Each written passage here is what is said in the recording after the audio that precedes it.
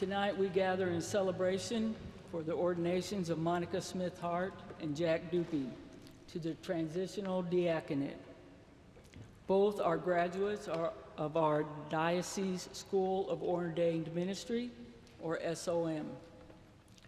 I want to take a moment to thank our diocesan and parish leadership for their continued support of SOM, which allows those of us who believe that we have been called to clerical ministry to discern that call without having to go to a 3-year residential seminary, which would not have been financially or physically feasible for many of us. With SOM, we're able to live at home, work our jobs, and support our families while discerning a call to clerical ministry. Bishop Scott Mayer, Father Jim Haney, Father Jared House, Reverend Dan Wigner, and all the diocesan support staff, we sincerely thank you. So what an interesting position I find myself in tonight. Me, a permanent or vocational deacon, preaching at the ordination of 2 transitional deacons. What's the difference? Well, I discerned a call to the diaconate and only the diaconate. Monica and Jack have discerned a call to the priesthood. And in the Episcopal Church, that means they will first serve as a deacon for 6 months before being ordained as a priest. Jack and Monica, during these 6 months as a deacon, you will continue to practice magic hands and the words needed to consecrate the elements at Eucharist, along with other duties of the priesthood. But make no mistake, for the next 6 months, you are a deacon.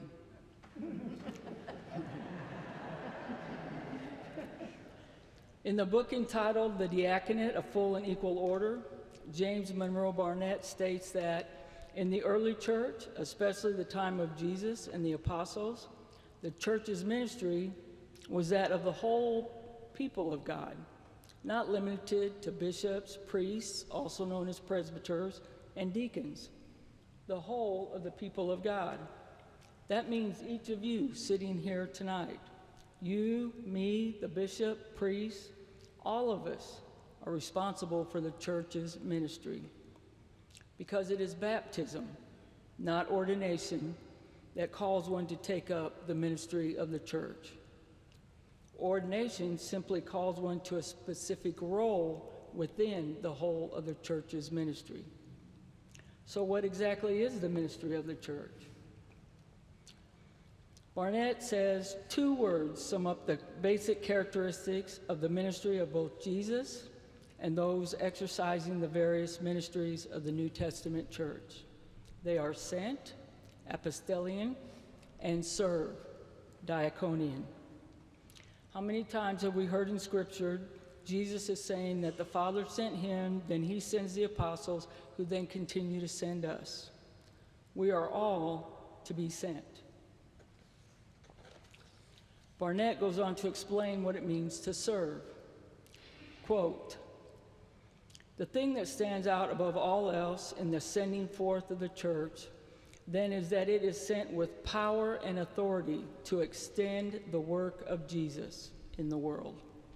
This work is service, diaconia, the second great characteristic of the ministry of Jesus and the church. The word diaconus, or deacon, literally means a servant, and in particular, a waiter.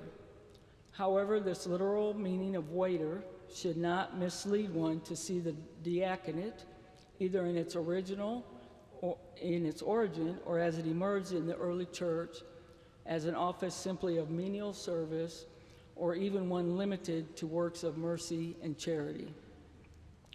The meaning of the waiter signifies that the attitude of the disciples of Jesus is ever to be one of humility in serving others.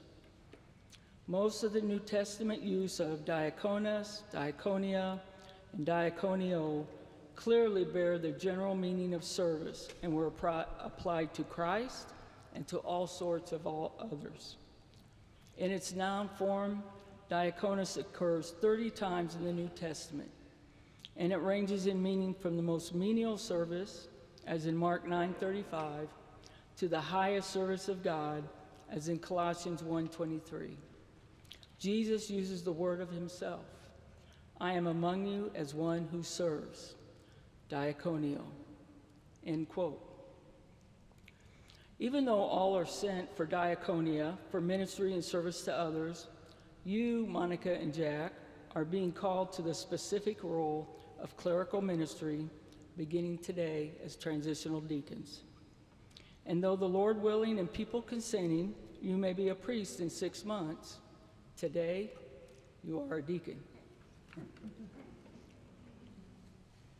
As we heard in Acts 6, 2-7 tonight, you've been called by your parish, by church leadership, and by the Diocese of Northwest Texas as being one of good standing, full of spirit, and of wisdom.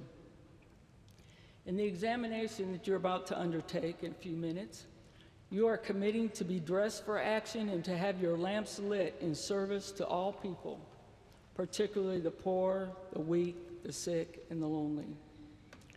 You will promise to make Christ's love known by your work and your example to those whom you live, work, and worship. You will make the world's needs, concerns, and hopes known to the church. You will assist your bishop and priests in public worship and in the ministrations of God's work and sacraments.